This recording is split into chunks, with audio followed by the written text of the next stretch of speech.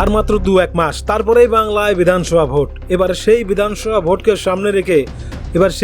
সামনে রেখেই পশ্চিমবাংলার মানুষের প্রতি খোলা চিঠি লিখলেন নরেন্দ্র মোদী। সেই চিঠি তিনি জয় মা কালীর সংবোধন করে লিখলেন, অনেক দিয়েছেন কংগ্রেস, সিপিআইএম এবং তৃণমূল কংগ্রেসকে সুযোগ, একবার বিজেপিকে সুযোগ করে দিন, বিজেপিকে সেবা করার সুযোগ করে দিন।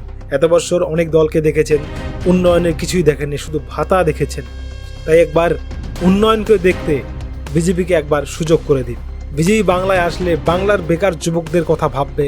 তো বাঙালির উচিত একবার সুযোগ করে দেওয়া, কারণ কংগ্রেসকে দেখা হয়েছে, তৃণমূল কংগ্রেসকে দেখা হলো, সিপিএমকেও দেখা হয়ে গেছে। তাই যা উন্নয়ন সেটা তো আমরা দেখতে পাচ্ছি।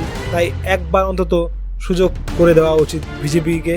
আর প্রধানমন্ত্রী নিজে একবার সুযোগ চাইছেন, তাই বাঙালির উচিত একবার দেওয়া। দেখা যাক বিজেপি কি করে।